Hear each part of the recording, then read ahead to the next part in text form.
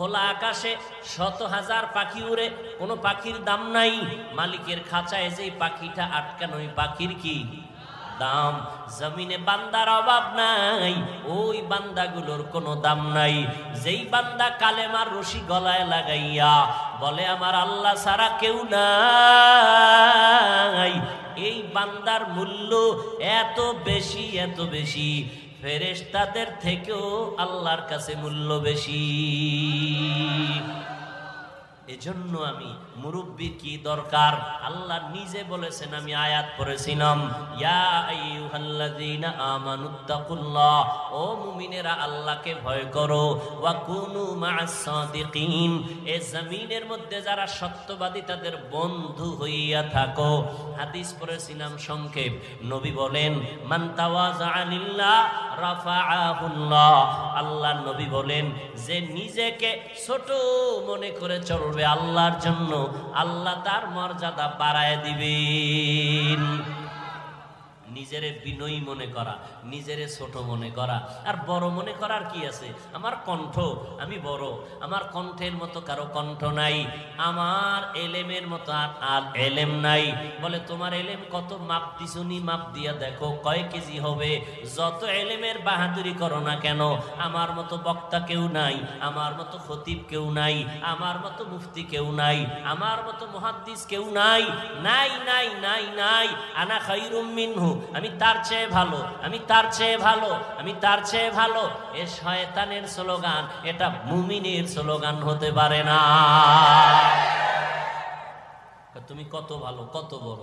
কয় বড় বড় যতই বলি, আমি আল্লাহর কসম খেয়ে বলি, যত বড় মুহাদ্দিস দাবি করি না কেন, শাহ ওলিউল্লাহ মুহাদ্দিসের সমতুল্য হতে পারবে না। যত বড় খতিব দাবি করি না কেন, খতিবে আজম সিদ্দিক আহমদ রাহমাতুল্লাহ আলাইহি 1000 ভাগের 1 ভাগ খাওয়া যাবে না।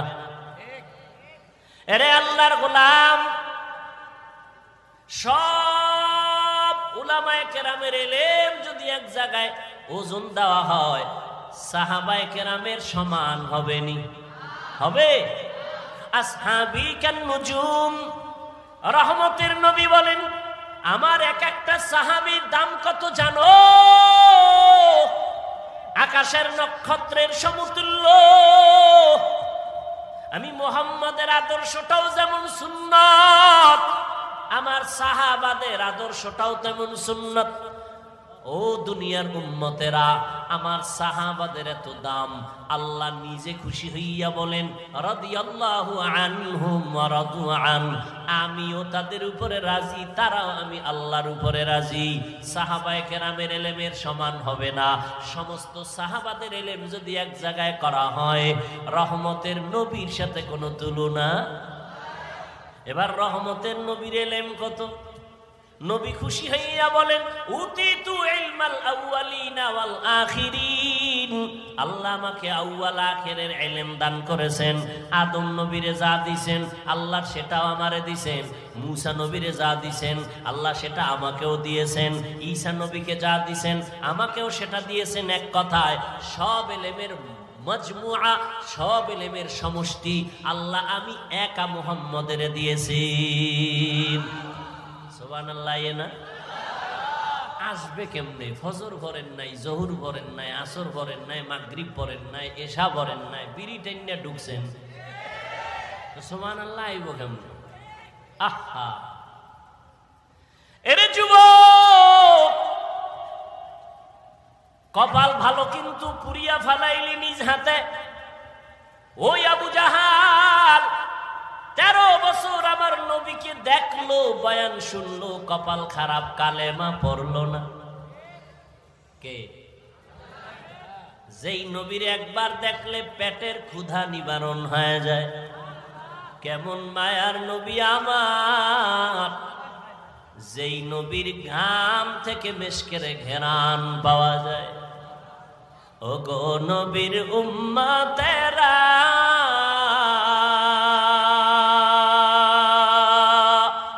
হয়ে আজি দিশাহারা,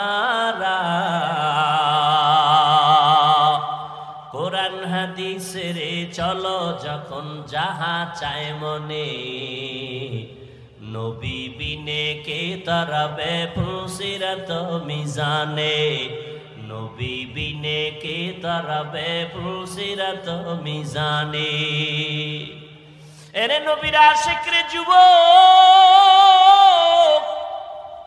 তোর কপালের উপরে আমার নবীর কেমন মোহাব্বতের আওয়াজ নবী বলেন বুড়ারা আমি মুহাম্মদের বিরোধিতা করেছে যুবকেরা আমার উপকার করেছে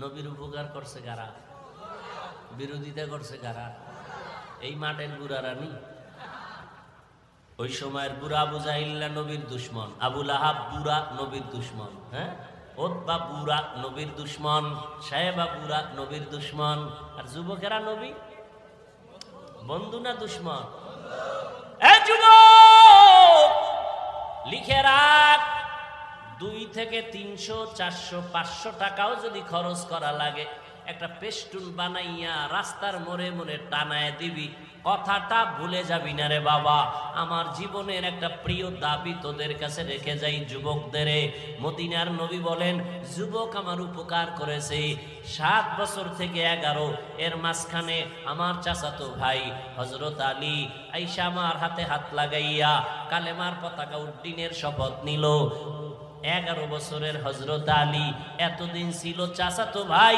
এখন হলো সাহাবী কিছুদিন পরে হবে জামাতা কি হবে রহমতের নবী দোয়া করলেন আনা দারুল হিকমা ওয়া আলিয়ুন বাবুহা আমি মুহাম্মদ হলাম ইলম ও হিকমতের ঘর আর এই ইলমের ঘরের দরওয়াজা আমার আলী সুবহানাল্লাহ বলবেন না मेरा एहसासो करदन बेहिसाब खल्क़े रादा दन जवाबे बासवाब हक नदारत दोस्ते खल्क़ा ज़ारिरा निस्ते ई खसलत एके दिनदारेरा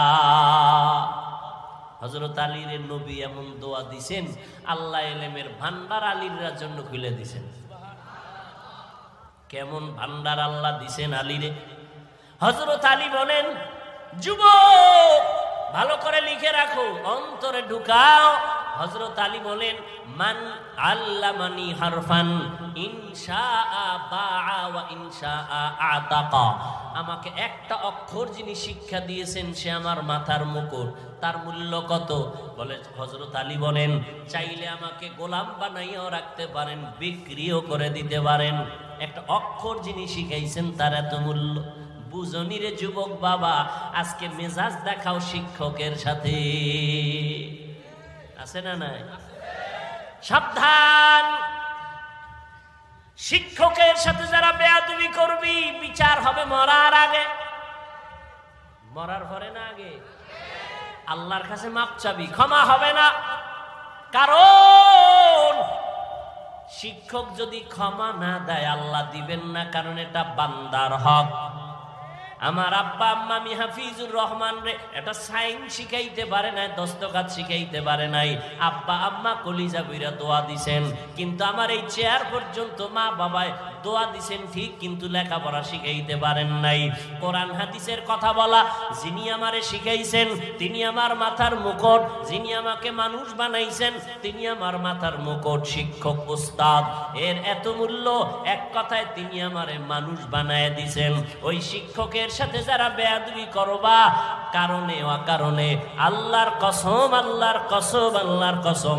বিচারটা মরার আগেই হবে মরার পরে না আগে মেজাজ দেখানোর জায়গা পাও না মা বাবার সাথে মেজাজ শিক্ষকের সাথে মেজাজ আল্লাহ হেদায়েত দান করুন আর ওজরে বলেন লিকুল্লি শাইইন জিনাতুন ফিল ওয়ারা ওয়াজিনাতুল মারই তামামিল আদাবি একজন আল্লাহর ওলি বলেন প্রত্যেকটা ভালো জিনিসের সৌন্দর্য আছে মানুষের সৌন্দর্যের নাম হলো আদব মানুষের সৌন্দর্যের নাম কি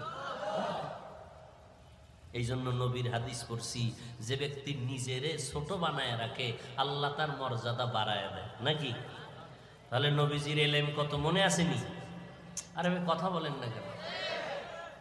নবী বলেন আমাকে আউয়াল আখিরের ইলম দান করেছেন। আল্লাহ কয় ও নবী আপনি এত খুশি, অনেক পেয়ে গেছেন। হ্যাঁ অনেক পেয়ে গেছেন, আউয়ালেরটাও পাইছি, আখিরেরটাও পাইছি, মাঝখানেরটা পাই নাই, পাইছি, সব পেয়ে গেছেন। নবী খুশি না বেজার? আল্লাহ কি কয় জানেননি? ও নবী আপনি তো মনে করেন অনেক পেয়েছেন, আপনি জানেননি আমি কি পরিমাণ দিছি? মা উতিতুম মিনাল ইলমি ইল্লা কালিলা, আমি ইলমের সাগর থেকে সামান্য একটু ইলম আপনাকে দিয়েছি। নবী কয় সব পাইছি। আল্লাহ কি কয়? আল্লাহ জবাব দেন, মোনাজাত দিয়ে দিই। বুঝেন এই কথাগুলো দরকার আছে না নাই? খুব বুঝেন ভালো করে, খালি আমি ভাব, এই ভাব কমান। নবী কয় সব পাইছি, আল্লাহ কি কয়? সামান্য।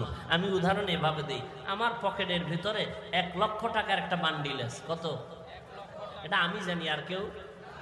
আমাকে একজন এসে বলে হুজুর আমারে 1000 টাকা দেন, আমি খুব অসহায়, আমি তারে 5000 দিছি। খুশি না বেজার? চাইছে কত? পাইছে কত?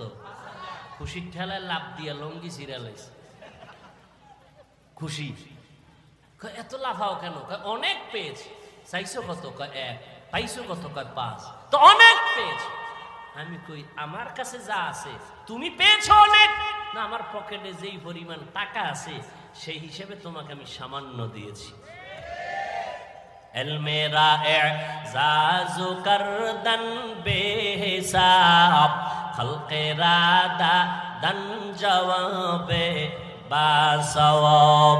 যেই নবীর কোনো তুলনা নাই, জ্ঞানের কোনো তুলনা নাই, ইলমের কোনো তুলনা নাই, তাকওয়ার কোনো তুলনা নাই, ইখলাসের কোনো তুলনা নাই, আমলের কোনো তুলনা নাই, ইহসানের কোনো তুলনা নাই। রহমতের নবী এতটা আল্লাহ তাকে সম্মান দিলেন, এতটা মর্যাদা দিলেন, সেই নবীও বারবার মুনাজাত করে দোয়া করে, আল্লাহুম্মা জাআলনি ফি আইনি সাগীরা ওয়া ফি আইনিন নাসি কাবীরা। ও দয়ার মালিক আমাকে তুমি ছোট বানায়া রাখো, আমার নজরে ছোট বানায়া দাও, উম্মতের নজরে মর্যাদা বাড়ায়া দাও। আমি যেন কখনো অহংকার বশত হইয়া বলি না আমি বড়, আমার মতো ইলমওয়ালা কেউ নাই, আমার মতো আমলওয়ালা কেউ নাই, আমার মতো তাকওয়াওয়ালা কেউ নাই, আমার মতো বড় ডিগ্রিদারি কেউ নাই। বলে তুমি যত বাহাদুরি করো না কেন সাহাবাদের সমান হতে পারবা না, মুজাদ্দিদ আলফে সানির সমান হতে পারবা না। যত বড় তুমি দাবি করো না কেন ও আল্লাহর বান্দা খাজা মুঈনুদ্দিন চিশতি আজমিরির মতো হতে পারবা না, ও আল্লাহর বান্দা কাসেম নানতবির মতো হতে পারবা না, রশিদ আহমদ গাঙ্গুহির মতো হতে পারবা না। সব একদিকে ফালাও, শাহ ওলিউল্লাহ মুহাদ্দিসের মতো হওয়া যাবে না। এইভাবে যাইতে যাইতে সাহাবাদের তুলনা হবে না, সাহাবাদের তুলনা নবীর সাথে হবে না। নবী যা পাইছেন আমার আল্লাহ বলেন সামান্য দিলাম। অতএব নিজেকে বড় মনে করা বন্ধ করে দাও, বলো আমি যা জানি কিছুই না, অজানা অনেক কিছু বাকি। নিজেকে যদি বড় বানাতে চাও হে মুমিন, বড়দের কদমে নিজেকে করে দাও বিলীন। मिटा दो अपना हस्ती को अगर कुछ मर्तबा चाहो, के दाना खाक में मिलकर गोले गुलजार होता है। এরে আল্লাহর বান্দারা, ফেরাউন মনে করেছিল আনা রব্বুকুমুল আলা, আমি শুধু খোদা না বড় খোদা। পানির মধ্যে যখন সুবানি খাইছে তখন কয় আমি আসলেই হুদা। কি এর খোদা? নমরুদ মনে করেছিল আমি সব থেকে বড়। মশা যখন ঢুকছে পায়ের জুতা সান কপালে লেগে গেছে। ঠিক নেই? আহা, ঘটনা কখন শোনাবো, শুনাইয়েই ফেলে। ওমরে ফারুক রাদিয়াল্লাহু তাআলা আনহু, খেলাফত চলতেছে ওমরে। অর্থ মন্ত্রণালয়ের দায়িত্ব, বাইতুল মালের জিম্মাদার। তখন বানায় দিলেন আবু ওবায়দা ইবনুল জাররাহ রাদিয়াল্লাহু তাআলা আনহুকে। তিনি বাইতুল মালের জিম্মাদার। ওমরের খেলাফত চলতেছে। একদিন ঈদ আসছে, ঈদের আগের দিন বিবি সাহেবা বললেন, ও খলিফাতুল মুসলিমিন, বাইতুল মাল থেকে অগ্রিম বেতন নিয়ে আসেন, কেনাকাটা লাগবে। যদি আপনার আমার লাগবে না, সন্তানের লাগবে, টাকা দরকার। ওমর চিঠি লিখলেন আবু ওবায়দা ইবনুল জাররাহ রাদিয়াল্লাহু আনহুর কাছে চিঠি লিখলেন, আমার অগ্রিম বেতন 1 মাসের দিয়া দাও। আবু ওবায়দা ইবনুল জাররাহ চিঠি পাইয়া কান্না শুরু করলেন। তিনি আবার পাল্টা চিঠি লিখলেন ওমরে ফারুক খলিফাতুল মুসলিমিনের কাছে, খলিফাতুল মুসলিমিন, আপনার বেতনটা আমি অগ্রিম দিব। আমার 2টা প্রশ্নের জবাব আগে দিতে হবে। 1 নাম্বার প্রশ্ন, চিঠি লিখছেন, 1 নাম্বার প্রশ্ন,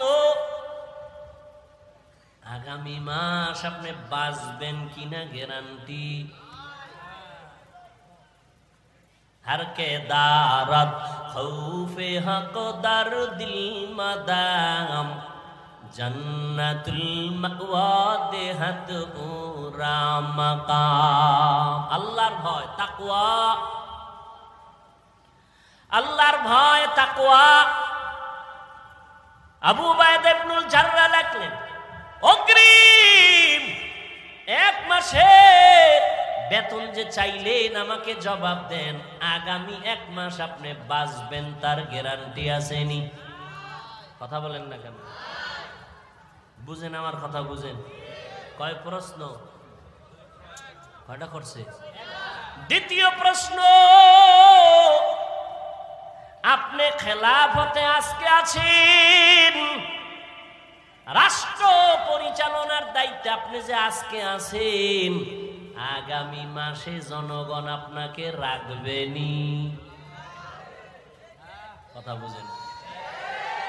আপনি যখন ক্ষমতায় বসে আছেন, আগামী মাস পর্যন্ত ক্ষমতায় ভাবলি আপনারে রাখবেনি না হেলিকপ্টারে ভাড়ায় দিবে? কি হায় হায় হায়, বড় কঠিন। 2 প্রশ্নের জবাব আপনি দিবেন। ওমর চিঠি পাইয়া হাউমাউ করে কান্না শুরু করলেন আর দোয়া করলেন, হে মালিক, আবু ওবায়দা ইবনুল জাররাহর মাকাম বাড়ায় দাও। এর নাম কি? তাকওয়া।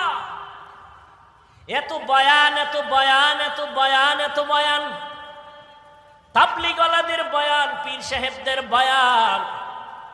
ও যুবক, ভালো করে মনে রাখি, ওরে যুবক, লাইনে বেলাইনে তো কম দৌড়াইলি না রে বাবা, রং বেরঙের ঘোড়া দৌড়াইলি জীবনে। যত বন্ধু বান্ধব পাইছো শুনেলা ওই কথা যেটা লিখতে কইছি, মনে আসেনি? রাস্তার মোড়ে মোড়ে টানাবি। একটা যুবক যদি টানাইতে পারো, সেজদায় যাইয়া তোর জন্য কলিজা বইরা ভোর রাত্রে দোয়া করুন। আর কথাটা আমি কসম খাইয়া বলবো যে এত গ্যারান্টি কথা, 3 বার কসম খাবো, ওয়াল্লাহি বিল্লাহি তাল্লাহি। আল্লাহর কসম 1 বার, আল্লাহর কসম 2 বার, আল্লাহর কসম 3 বার।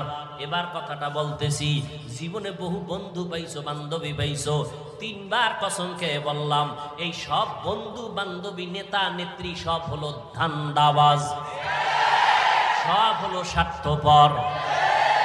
আল্লাহর কসম,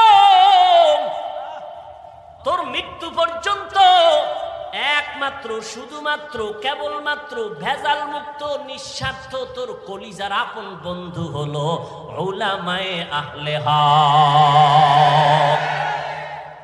এটা লিখে টানায় দিবি। দুনিয়ার সব বন্ধু ধান্দাবাজ, স্বার্থপর, একুরেট পিওর বন্ধু নিঃস্বার্থ উলামায়ে কেরাম, লিখে টানায় দিবি। এবার তুই বুঝতে হইব যে আসলে এটা কেমনে। এবার বুঝেরই অভাব। কিসের অভাব? আমি বুঝছি টুপির মধ্যে বরকত, জীবন যাবে টুপি ফালাবো না। তোরে পাও দইরা বুঝাইতেছি, তুই বোঝো না, এই জন্য তুই টুপি মাথায় দিতে চাও না। আমি টুপি মাথায় না দিলে লজ্জা লাগে, তোমার টুপি দিতে লজ্জা লাগে। বুঝ আমি দাড়ি কাটতে লজ্জা পাই, তুমি দাড়ি রাখতে লজ্জা পাও। তাবলীগওয়ালারা পাও ধরে দাড়ি রাখো, পীর সাহেবরা পাও ধরে দাড়ি রাখো, ওলামায়ে কেরাম পাও ধরে দাড়ি রাখো, দাড়ি লম্বা করো। জুমার খতিব বলে দাড়িটা লম্বা করো। বুঝ নাই, বুঝ হয় না। আমি দাড়ি কাটতে চাই না, তুমি রাখতে চাও না।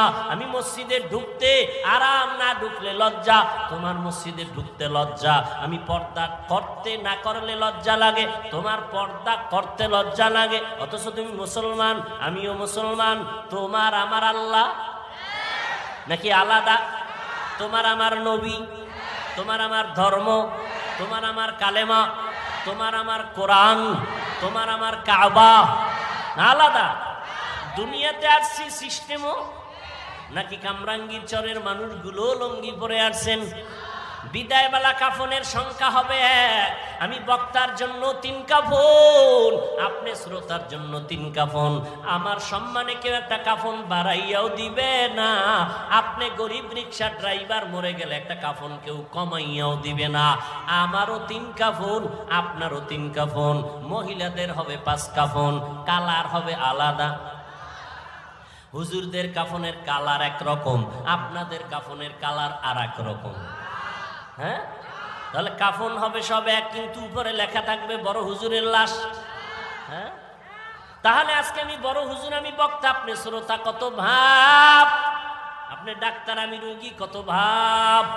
যত ভাব দেখাও রে মুমিন, সাদা কাফনে যেদিন প্যাকেট হবি সব ভাব বন্ধ হয়ে যাবে।